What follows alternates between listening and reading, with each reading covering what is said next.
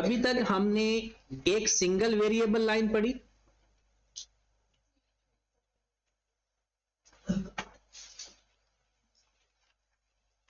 ये कोई रूल्स नहीं है, ये हमारे अपने रूल्स हैं।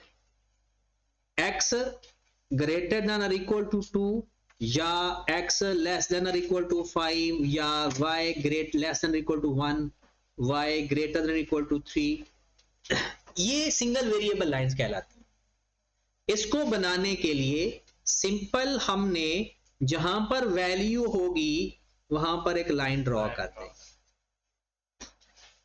और उसको जैसे ग्रेटर देन है तो ग्रेटर एरिया शेड, और अगर लेस देन है तो लोअर एरिया शेड। ये है सिंगल वेरिएबल वाली लाइन। लेस देन है तो नीचे का एरिया शेड, और ग्रेटर देन है तो ये कभी लाइन भूलनी नहीं चाहिए। अगर कभी जिंदगी में आपके पास ऐसे लिखा हुआ मिले, और इसके साथ साथ ना मैं ये भी लिखवाता जाऊंगा x, y greater than equal to 2, इसका मतलब क्या होगा, x ग्रेटर देन 2 है और y ग्रेटर देन, तो ये दो लाइनें हैं, ये एक लाइन नहीं, ये डबल वेरिएबल नहीं है क्योंकि दरमियान में कॉमा लिखा हुआ है। अलग अलग दो लाइनें हैं, ये लाइनें दो हैं, एक x की है और एक y की। हाँ, ग्राफ एक पे बना सकते हो लेकिन है ये दो लाइन। आगे देखते हैं डबल वेरिएबल। जब डबल वेरिएबल की जब भी लाइन आती है, suppose at 2x plus Y greater than और इक्वल टू 4, ये नॉर्मल लाइन है। इसमें हमें 2 पॉइंट चाहिए, तो कैसे 2 पॉइंट आते होते हैं, x की जगह 0 पुट कर देते हैं, y आ जाता है, y की जगह 0 पुट कर देते हैं, x आ जाता है। ऐसा ही है। हमारी पहली लाइन x को हमेशा पहले लिखते हैं और y को हमेशा बाद में लिखते हैं। इस लाइन का शेड टेस्ट करने के लिए हम ओरिजिन पुट करते हैं। क्या पुट करते हैं? ये सारा कुछ रूल्स नहीं है, स्टेप्स हैं। अब इनको चेंज कर सकते हैं, मतलब x जगह 0 पुट करने की बजाय कुछ और कर सकते हैं, लेकिन हम नहीं करेंगे क्योंकि हमने अब सवाल हल करने की वाली साइड पर जा रहे हैं, इसको क्लोज कर रहे हैं। ठीक है, अब हमारे पास, हम हमेशा जब ट्रू फॉल्स टेस्ट किया करेंगे, नॉर्मल लाइन के अंदर 0 0 पुट किया करेंगे। मतलब पहले आप चाहे लाइन लिख लिया करो और पुट 0 0, x की जगह भी 0, y की जगह भी 0, तो ये हमारे पास आ जाएगा 0 ग्रेटर देन और इक्वल टू 4, जो कि फॉल्स है। एक तो हमने वैसे भी पढ़ा है ना कि अगर दोनों साइन पॉजिटिव हों तो, और ग्रेटर देन का साइन हो तो ऊपर को शेड करते हैं, लेस देन का साइड हो तो नीचे को शेड करते हैं। एक तो डायरेक्ट तरीका भी पढ़ा हुआ है, लेकिन दूसरा ये भी है। अब हम लाइन बना लेंगे, यहां पर हमारे पास y4 है, x2 है, तो ये एक लाइन बन जाएगी और फॉल्स की सिचुएशन में ऐसे शेड हो जाता है। ये सारा वो रिवाइज इसलिए करवा रहा हूं क्योंकि 1-2 दिन दरमियान में हमने पढ़ा नहीं। ठीक है, अब आ जाए जरा दूसरी डबल वेरिएबल वाली line, x minus 2y less than और इक्वल टू 0 या ग्रेटर देन और इक्वल टू 0। इस लाइन को वो इस तरह से भी लिखा मिल सकता है, x, जब आपके पास x और y तो हो लेकिन इस फॉर्मेट में ना हो, 0 वाले फॉर्मेट में, तो आप x और y वाले को साइड पे लें और इसको इस फॉर्मेट में लिखकर हल कर ले। अगर आपको डायरेक्ट हल करना नहीं आता, वैसे डायरेक्ट भी हल हो जाता है क्योंकि पुट तो वही करना होता है। इसको हम कौन सी लाइन बोल देते होते हैं? स्पेशल लाइन, दो वेरिएबल की। इसमें स्पेशल क्या है, इसमें हम x की जगह 0 पुट करते हैं तो y 0 आ जाता है, बट दोबारा y की जगह 0 पुट नहीं करते, कुछ और पुट करते हो, ऐसी टाइप ऑफ लाइन के अंदर। तो अगर y की जगह 1 पुट करेंगे तो x कितना आ रहा है? 2, और ये हमारे पास आ गया 2। फिर इसके अंदर हम 0 0 भी पुट नहीं करते, क्या पुट करते होते हैं? 1 0। क्या 1 0 पुट करना हार्ड एंड फास्ट रूल है? नहीं, रूल यह है on the line point of. तो अपनी आसानी के लिए कर लेते हैं, इसमें अगर पुट करेंगे 1 0 तो 1 लेस देन इक्वल टू 0, ये भी क्या है, फॉल्स है। इसका मतलब ये भी ऊपर की तरफ शेड होगा, नीचे की तरफ शेड नहीं होगा। और अगर ऐसी लाइन हमेशा ये ओरिजिन से गुजरती है, x2 है y1 है, तो ये लाइन हमारे पर बन जाएगी और ये शेड हो जाएगी। इतना हमने सीखा है। नहीं समझ आती तो पूछ ले कि सर ये बात मुझे अभी तक नहीं पल्ले पड़ रही या कंट्रोल में नहीं आ रही, तो पूछ ले। अगर ये सब कंट्रोल में आ गया है तो समझो फिर ये चैप्टर आपके कंट्रोल में आ गया। आगे इनको हमने अप्लाई करना है। इसमें पहले एक दो सवाल करते हैं जर्नल से और फिर अच्छे वाले सवाल करें। तो आज मैंने आपको टोटल 3 कॉन्सेप्ट सिखाने हैं, 4। एक ही सवाल के अंदर चारों कॉन्सेप्ट भी सिखा सकता हूं और अलग अलग भी सिखा दूंगा।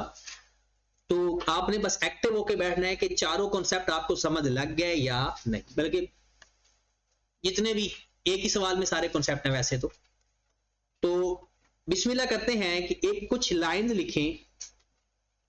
2x plus 5y less than और इक्वल टू 10,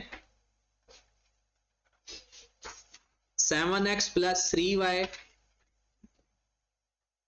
ग्रेटर देन लिख लें, चाहे ग्रेटर देन और equal to 21, xy greater than और इक्वल टू 0। कहते हैं कि इसका जो सवाल पेपर में आ सकता है वो सबसे पहले आपसे ये कह सकता है कि मुझे इसका फिजिबल रीजन बताएं। ये रिक्वायरमेंट है। फिजिबल रीजन या इसको बोलता है कॉमन शेडेड रीजन। एक हम ये सीखेंगे कि फिजिबल रीजन या कॉमन शेडेड रीजन कैसे फाइंड करते हैं। दूसरा, वो आपसे कॉर्नर पॉइंट्स नहीं पूछ सकता, वो पूछता ही नहीं है, लेकिन हमें जरूरत होती है। कॉर्नर पॉइंट्स हमने कैसे फाइंड करने हैं ये हम सीखेंगे इस सवाल के अंदर। तीसरी बात हमने इस सवाल के अंदर सीखनी है, बाउंडेड रीजन और अनबाउंडेड रीजन क्या होता है। Bounded region and unbounded region क्या होता है। ओके होगी बात। चौथी बात तो नहीं सीखेंगे, बस 3 बातें सीखते हैं, क्योंकि ज्यादा बातें पे परेशानी ना कर देना। छोटा सा दिमाग है और उसमें पता नहीं स्पेस भी है। ये करें स्टार्ट? चलो जी। सबसे पहले इनमें से कुछ भी फाइंड करना हो जो हमने लिखा है। आपके पास जितने भी फंक्शंस गिवन हैं उसको एक ही ग्राफ में ड्रॉ करना है। 1 गिवन है, 2 गिवन है, 3 गिवन है, 4, 10, 15 जितने भी। और फिजिबल रीजन को बताने के लिए कम से कम एक फंक्शन होना जरूरी है।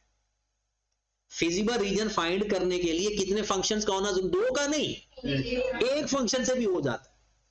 फिजिबिलिटी एक फंक्शन से भी बन जाती है। बनाते हैं तो सबसे पहले आप आए, जरा पहले फंक्शन को हल करते हैं बिल्कुल नॉर्मल तरीके से, जैसे आप करते हो वैसे करो जरा।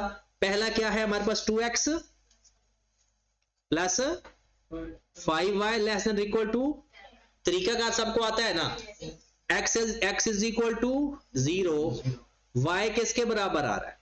2, y is equal to 0, x किसके बराबर आ रहा है? 0 to 5, 0। साथ ट्रू फॉल्स टेस्ट भी लगा ले, लगा लेते हैं। क्या करें? पुट 0 0 पुट करते हैं या 1 0? 0 0 पुट करेंगे तो ये आ जाएगा 0 लेस देन इक्वल टू 2। ये एक लाइन हमारी कंप्लीट होगी। अब हम करते हैं दूसरी line.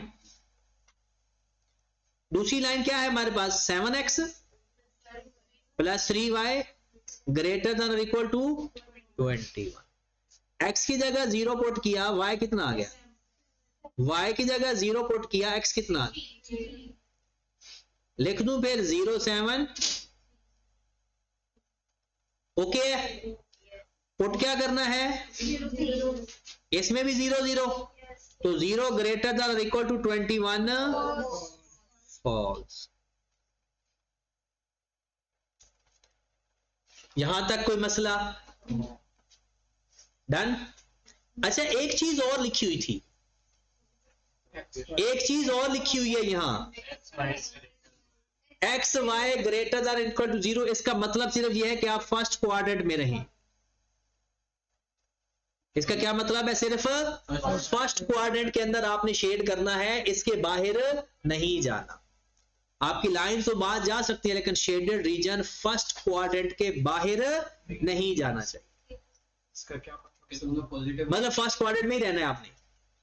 X Y greater than equal to 0 किस क्वाड्रेंट में होता है? First quadrant. दोनों पॉजिटिव हैं, तो इसका मतलब क्या है? फर्स्ट क्वाड्रेंट में जी। और जरा फिर इसको हम हल करते हैं। यहां पर हम अपना ग्राफ बनाते हैं। सबसे पहले हमारे पास x2 है, सॉरी x0 है, y2 है। यहां पर मैं 2 लिख देता हूं और ये मेरा पॉइंट बन गया। और दूसरा क्या है? 5। ये मैंने पहली लाइन के पॉइंट्स लिखे, कोई प्रॉब्लम इसमें? इनको मिला देंगे, ये हमारी पहली लाइन ड्रॉ होगी। इसका शेड किधर जा रहा है? ट्रू है फॉल्स है? पहले वाली लाइन ट्रू है फॉल्स है? ट्रू है, तो नीचे की तरफ शेड आना है। नीचे की तरफ आप सिर्फ एरो लगाना है, शेड नहीं करना। नीचे की तरफ एरो लगाना है, शेड नहीं करना। आगे चलते हैं। दूसरी लाइन 0, तो यहां पर लिख ले 7, और ये 3 तकरीबन यहां पे लिख लें।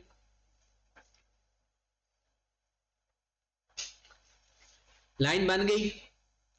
इसका शेड किधर जा रहा है? ऊपर या नीचे? ये फॉल्स है, तो ऊपर की तरफ आप एरो लगा लो जी। यहां तक ओके है? अब हमें चाहिए common shaded region. Common shaded region का मतलब वो है कि जहां पर ये दोनों लाइंस का शेड होगा, वो एरिया जिसमें वो हो भी फर्स्ट क्वाड्रेंट के अंदर और उसमें दोनों लाइंस का शेड भी आ रहा हो, वो शेड हमने आइडेंटिफाई करना है। और वो होता कोई सिर्फ एक एरिया है, सिर्फ एक एरिया। मैं यहां पर नंबरिंग करने लगा हूं, आप मुझे नंबर में बताओगे कि ये वाला एरिया कॉमन शेडेड है। Number 1, number 2, number 3, number 4। Number 3 में रेड लाइन का शेड आ रहा है। रेड लाइन का शेड किधर जा रहा है? ऊपर की तरफ। तो इधर तो शेड ही नहीं है, कॉमन कैसे होगा? कॉमन का मतलब क्या है? दोनों का शेड है। नंबर 2 में शेड है? नहीं है। नंबर 1 में रेड का शेड है, नंबर 1 में, लेकिन ब्लैक का शेड। तो कॉमन शेड रीजन फिर कौन सा हुआ? 4 हुआ। कौन सा हुआ? 4 हुआ। यहां तक पता चला सबको? नलायकों वाली बस एक बात बताओ, जो नलायक लोग करें, अगर आपको इस तरह से कॉमन सेंस से नहीं पता, ये कॉमन सेंस है ना, ऐसे थोड़ा बड़ा कर लेते ताकि आपको सही नजर आए। अब दूसरे लोग जो थोड़े से चीकू टाइप हैं, आपने एरो तो बना लिया है ना, एरो तो समय लग जाएगी ना, नीचे की तरफ जाना है। आपके पास अगर जब ज्यादा लाइंस आ जाती है, ज्यादा लाइंस के अंदर एक शेड ढूंढना थोड़ा सा मुश्किल होता है। ये तो 2 लाइनें थी। अब उसमें आपने क्या करना है? आपका जितना जिधर भी एरो हो ना, उसकी दूसरी साइड पे, अपोजिट साइड पे ऐसे ना एक छोटे छोटे से डॉट बना लेना, ऐसे हर जगह पे, हर रीजन के अंदर एक छोटा सा डॉट बना लेना हर लाइन का। अब इसका जो एरो ऊपर है, दूसरी साइड पर एक डॉट। अब आपने सारे एरियाज में से देखना है वो कौन सा एरिया जहां डॉट है ही नहीं, वो हमारा होता है कॉमन शेडेड रीजन। वो एरिया ढूंढना है जिसमें डॉट, लेकिन ये रखना है कि उसकी अपोजिट साइड के हर रीजन में डॉट हो।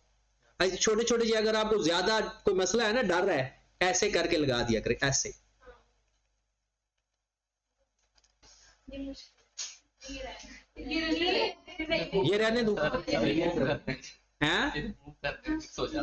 और एक मिनट, आपका जो कॉमन शेड रीजन है ना, आपने करना क्या है, जितनी भी लाइंस हैं उनके अपोजिट साइड पे डॉट लगा देने हर रीजन, और आपका जो अनडॉटेड रीजन होगा ना वो हमारा कॉमन शेड रीजन होगा। इससे भी ज्यादा आसान ये होता है कि अनडॉटेड की बजाय, क्योंकि मैं सवाल को गंदा नहीं करना चाहता, आपने ना अपोजिट साइड को ना खराब कर देना, अपोजिट साइड को खराब कर देना, तो ये सारी साइड खराब कर दें और दूसरी की भी अपोजिट साइड खराब कर दें, जो साफ साइड बचेगी बस वो कॉमन शेड वही अनडॉटेड। ठीक है, अब जरा वापस आए, ये आपको बता देता हूं। मेन हमने क्या फाइंड करना था, कॉमन शेड रीजन, और वो हमारा ये फाइंड हो चुका है। पहला क्या था, पहला स्टेप क्या था, आपने क्या बताना था, फिजिबल, या वो यही है, ये जो आपके पास आ रहा है ये फिजिबल रीजन। अब दूसरा क्या सवाल है, कॉर्नर पॉइंट्स। अब ये जरा फोकस करना, कॉर्नर पॉइंट्स जो फिजिबल रीजन आपके पास है उनके जो कॉर्नर हैं उसको पॉइंट, उसके पॉइंट फाइंड करने। कितने इसके कॉर्नर आ रहे हैं, कितने कॉर्नर हैं। अब पहला कॉर्नर का नाम लिख लेते हैं ए, दूसरे का नाम लिख लेते हैं बी, तीसरे का नाम लिख लेते हैं सी। अब पहले ए की तरफ आते हैं, परेशानी हो ना, पहले ए की तरफ आते हैं, बताओ ए पॉइंट के ऊपर एक्स कितना है और वाई कितना है, इसका मतलब है x3 और y, that is the corner point. B x कितना है, x कितना है 5, y कितना है 0 पॉइंट। अच्छा सी, अगर आप तो एग्जैक्ट ग्राफ बना रहे हो ना तो सी को फाइंड कैसे करते हैं, यहां देखें नीचे x कितना है और यहां पर देखें, लेकिन हम एग्जैक्ट तो बना ही रहे होते, हम तो रफ बना रहे होते हैं। फिर इसका तरीका ये होता है कि जो दो लाइनें एक दूसरे को इंटरसेक्ट कर रही हैं, एक दूसरे को इंटरसेक्ट कर रही हैं, उन दोनों लाइनों को सॉल्व कर लेते हैं। पहले उनको लिखते हैं, एक ये वाली लाइन, रेड लाइन कौन सी है, ये ब्लैक लाइन, पहले बता दो ब्लैक लाइन कौन सी है, 2x प्लस 5 नहीं, इज इक्वल टू में लिखना होता है 7x प्लस 3y। अब जरा जाग जाए दोबारा एक दफा, 7x प्लस 3y, इनको साइमल्टेनियसली हल करेंगे। कैसे हल करेंगे, मतलब x की वैल्यू लेकर दूसरे में पुट कर देना, फिर वो वहां से y आ जाएगा, y की वैल्यू पहले में पुट कर देना, लेकिन आपने नहीं करना अभी।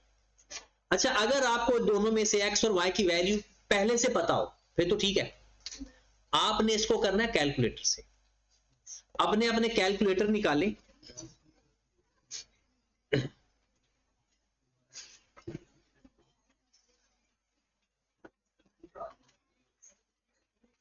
हाँ जी मिल गया कैलकुलेटर सबको। सबसे पहला काम, सबसे पहला काम, आपके पास अगर ये कैलकुलेटर यूज करना है ना तो आपकी ये जो इक्वेशंस हैं वो डायरेक्ट इस फॉर्मेट में हो, पहले x फिर y फिर इक्वल फिर वैल्यू। कैसे, तब ये कैलकुलेटर सही रिजल्ट देगा, वरना नहीं। पहले x फिर y फिर इक्वल फिर वैल्यू, और दो इक्वेशन जो हम अभी करने जा रहे हैं। अपने कैलकुलेटर में आप मॉड प्रेस करें, ठीक है। जब मॉड प्रेस करोगे तो एक डायलॉग बॉक्स ओपन हो जाएगा, वहां पर 5 नंबर पे इक्वेशन आएगा, 5 पे ही है सबका, 5 प्रेस करो तो इक्वेशन ओपन हो जाएंगी। आपकी जो पहले नंबर पर इक्वेशन है जहां पर लिखा होगा ax plus by is equal to, ये इक्वेशन आपकी साइमल्टेनियसली इक्वेशन हल करने वाली है। तो आप 1 प्रेस करें, आपके कैलकुलेटर में a b c नजर आ रहा होगा। अब आपने 2 प्रेस करके इक्वल प्रेस करना है, 2 2 फिर इक्वल, फिर आपने यहां पर अगर प्लस का साइन है तो वो ना लिखना, माइनस का साइन है तो माइनस लिखना। 5 इक्वल 10 इक्वल, आपने बस नंबर लिखना है और इक्वल का साइन पुट करना है, वो खुद अपनी लोकेशन लेता जाएगा। फिर आपने 7 इक्वल 3 इक्वल 21 इक्वल, फिर आपने इक्वल प्रेस करने अगेन तो x की वैल्यू आ जाएगी, फिर अगेन इक्वल प्रेस करना है तो y की वैल्यू आ जाएगी 0.96। लेकिन ये इक्वेशन आप लोग अप्लाई, कैलकुलेटर इस्तेमाल करना भी एक आर्ट होता है। पहली बात, इक्वेशन को इस फॉर्मेट में लेकर आना है, माइनस का साइन साथ लिखना है और प्लस का साइन साथ लिखने की जरूरत नहीं। लेकिन ये जरूरी है, अगर कभी ऐसा आ जाए 2x + 5y -10 = 0, तो पहले 10 को दूसरी साइड पर लेकर जाएं। इक्वल से पहले साइन नहीं होना चाहिए, इक्वल के बाद नंबर होना चाहिए। चलें जी, किसके लिए? सी के लिए। ये तो वैसे दो इक्वेशन को जब भी हल करें तो ये तरीका है, लेकिन जो क्वाड्रेंट के अंदर लाइंस आ रही होती है ना, उसका जो पॉइंट चाहिए होता है ना, वो इस तरह से दोनों इक्वेशन को हल करते हैं। इक्वल से पहले नंबर को क्या बताया? तो यार अगर यहाँ पर 2x + 5y -10 = 0 होता ना, तो पहले 10 उधर लेकर जाते फिर करते। चले जी, सी वाला पॉइंट आ गया। कितना आया? 2.58 और 0.96। ये हैं हमारे कॉर्नर पॉइंट्स, ये हमारे कॉर्नर पॉइंट्स हैं। इसे ऑप्टिमम पॉइंट या कॉर्नर पॉइंट्स कहते हैं। ओके, दो बातें हमने सीखी, पहले फिजिबल रीजन सीखा, फिर कॉर्नर पॉइंट्स। अब एक बात और भी हमने लिखी है, बाउंडेड और अनबाउंडेड रीजन। बाउंडेड और अनबाउंडेड रीजन, ये नोट तो नहीं कोई कर रहा? हो गया? चले, मैं दोबारा एक दफा इसको लिखता हूं ताकि साफ सुथरा सा लिखा जाए। एक हमारे पास ये लाइन थी, एक हमारे पास ये लाइन थी, ठीक है। मैं फिर नंबरिंग देने लगा हूं 1 2 3 4। अगर मैं आपसे ये पूछूं कि अनबाउंडेड रीजन कौन सा है और बाउंडेड रीजन कौन सा है, बता सकते हैं? 1 जो है अनबाउंडेड है और 2 3 4 बाउंडेड हैं। बाउंडेड का कैसे पता चला? All side boundaries, all side boundaries, और जिसकी ऑल साइड बाउंड्रीज नहीं होंगी वो अनबाउंडेड होगा। लेकिन ये जो बाउंड्रीज हैं, boundaries, all side of boundaries की शेप का एक नाम होता है मैथ के अंदर, पॉलीगॉन। इसे उर्दू में कहते हैं बंद शक्ल, बुरी शक्ल नहीं, बंद शक्ल, मतलब जो सारी साइड्स पर बाउंड्री हो उसे क्या बोलते हैं? बंद शक्ल या क्लोज्ड फिगर। और इसको मैथमेटिकल फॉर्म में क्या बोला जाता है? पॉलीगॉन। तो जो बाउंडेड रीजन होता है वो पॉलीगॉन होता है, और जो अनबाउंडेड रीजन होता है वो नॉन पॉलीगॉन होता है। मतलब वो अगर बंद हो गया फिर तो वो पॉलीगॉन बन जाएगा। तो आप ये लिख सकते हो इनके बारे में दो ही बातें, बाउंडेड रीजन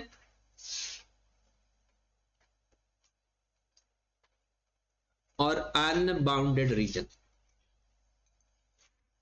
अच्छा, आप ना नोट लाजमी किया करें साथ साथ, क्योंकि आपके दिमाग पर तो मुझे भरोसा बिल्कुल ही खत्म हो गया। तो चलो नोट किया होगा, दोबारा बार बार पढ़ोगे तो शायद वो चीज कभी ना कभी समझ लग जाए। जो बंदा, हाँ आपको हर बात समझ लग जाएगी मैं जो बता रहा हूँ, और आपको लग रहा होगा आपको समझ लग रही है, वो जो समझ लग रही है वो क्या लग रही है ये नहीं पता, तो इसलिए लिख लिया करो, वो ज्यादा बेहतर होता है। हाँ जी, जो बाउंडेड रीजन होता है ना, एक होता है ये पॉलीगॉन और ये होगा non polygon.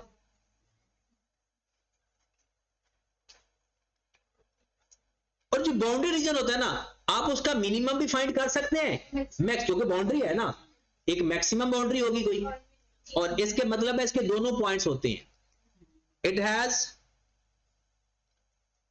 maximum point as well as minimum point. It has maximum point as well as a minimum point. और जो अनबाउंडेड रीजन होगा, क्या इसके भी 2 पॉइंट होंगे? एक ही होगा। लेकिन हमारी बुक के अंदर, पुरानी, मैंने नई बुक अभी देखी नहीं, पुरानी बुक के अंदर लिखा होता कि इसका मिनिमम होता है, मैक्सिमम नहीं होता।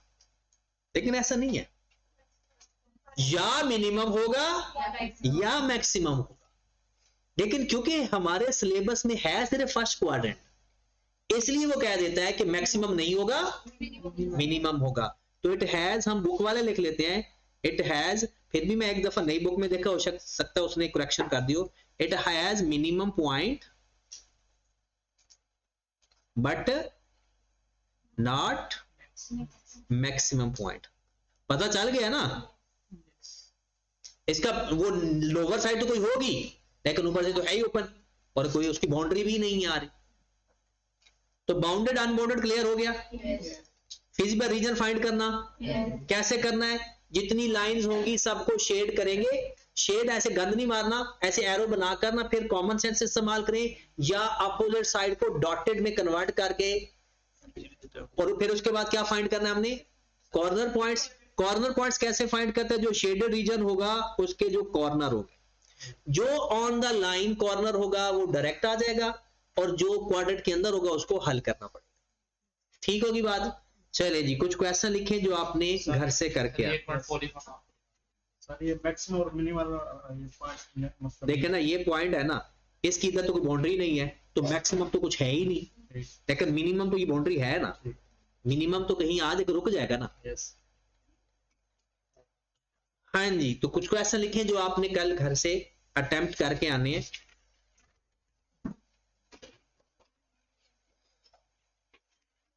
क्वेश्चन नंबर 1,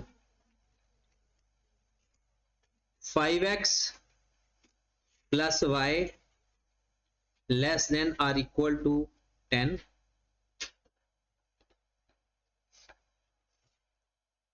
फिर 2x plus 7y greater than or equal to 14, x, y। अच्छा, ये तो हम टाइम वेस्ट कर रहे हैं। आप लोग अपनी बुक निकालो, वहां से अच्छे अच्छे क्वेश्चन मिल जाएंगे हमें। आप क्या बुक ना ही निकालो, मैं निकाल देता हूँ।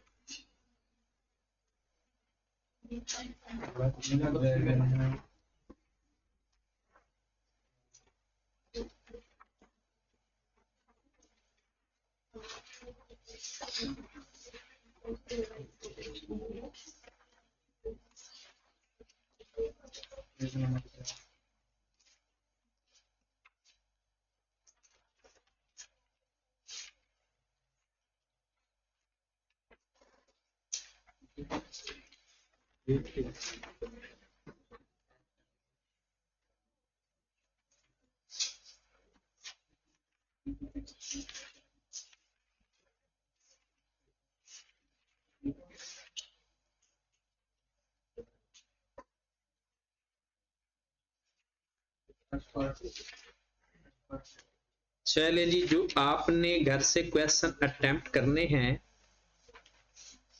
पहले क्वेश्चन नंबर 2 अपनी किताब से, आई कैप की किताब से, ठीक है। Question number 2, question number 3, question number 4, ये तो एक एक लाइन है।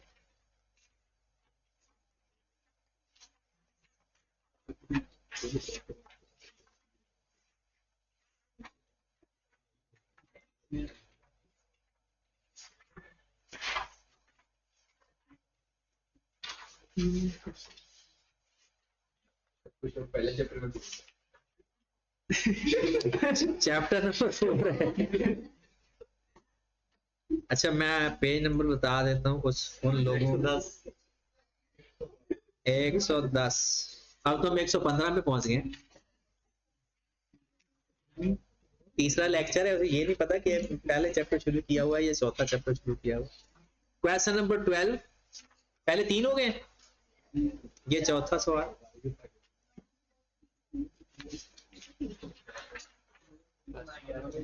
ट्वेल्व के बाद 14। अच्छा इधर x1 y x2 लिखा हुआ है, ये xy ही है।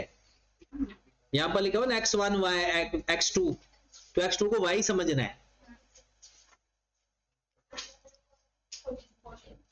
उसके बाद क्वेश्चन नंबर 15,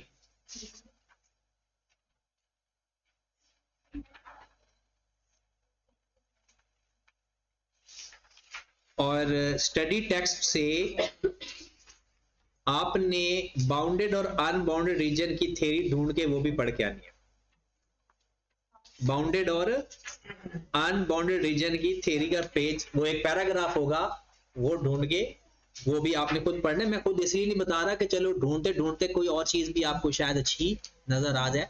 एंड पे तो मैंने उसकी रीडिंग करवानी है, लेकिन हो सकता है थोड़ा सा पहले भी। कितने सवाल हो गए टोटल?